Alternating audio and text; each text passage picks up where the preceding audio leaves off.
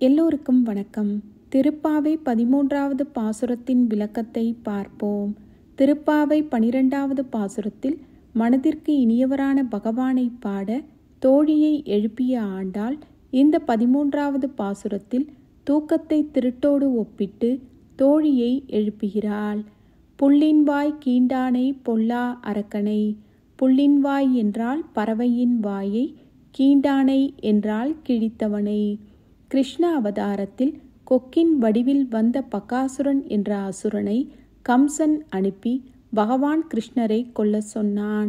அந்த கொக்கின் வாயை இரண்டாக கிழித்து பகாசுரனை வதம் செய்தார் பகவான். பொல்லா அரக்கனை.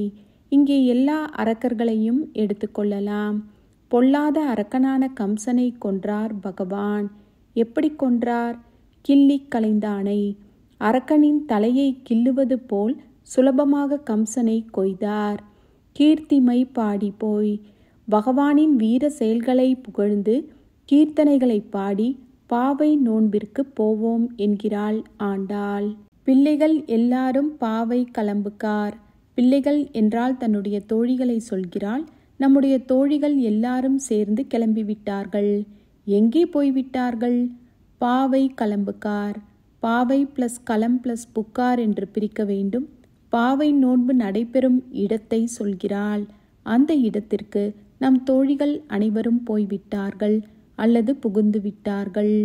வெள்ளி எழுந்து வியாழன் உறங்கிற்று. இங்கு வானத்தில் உள்ள கோள் நிலையை சொல்கிறாள். அதிகாலையில் வெள்ளி அல்லது வீனஸ் எழுந்துவிட்டது. வியாழன் நேர் எதிரே ஜூபிட்டர் மறைவதை காணலாம் என்கிறாள். புல்லும் சிலம்பினகான் போதரி கண்ணினாய். புல்லும் என்றால் பறவைகள் என்ற அர்த்தம். சிலம்பினகான் என்றால் ஒலி எழுப்புகின்றன. அதிகாலை வேளையில் பறவைகள் எழுந்து ஒலியை எழுப்புகின்றன. போதரி கண்ணினாய், மலர் போன்ற கண்ணினை உடையவளே என்று தன் தோழியை புகழ்கிறாள். குள்ள குளிர குடைந்து நீராடாதே. இந்த மார்கழி மாத குளிரில் குள்ள குளிர, உடல் நடுங்கும்படி உள்ள மார்கழி மாத குளிரில் குடைந்து நன்றாக நீ நீராடாமல் பள்ளி கிடத்தியோ பாவாய் நீ நன்னாளால். நீ இப்படி தூங்குகிறாயே பாவையே, இந்த நன்னாளில் இப்படி பள்ளி கிடத்தியோ என்று தன் தோழியை கேட்கிறாள்.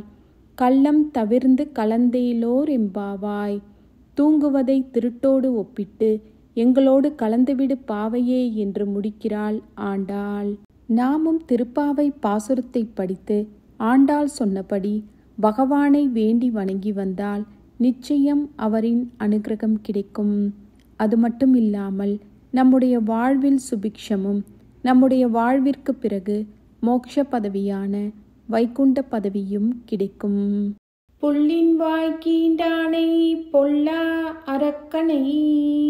கிள்ளி களைந்தானை கீர்த்திமை பாடி போய். பிள்ளைகள் எல்லாரும் பாவாய் கலம்புகார்.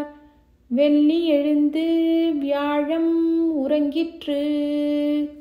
புல்லும் சிலம்பினகான் போதரி கண்ணினாய். குள்ள குளிர குடைந்து நீராடாதே.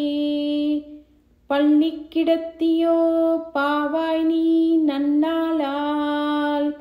கள்ளம் தவிர்ந்து கலந்தேலோர் எம்பாவாய்.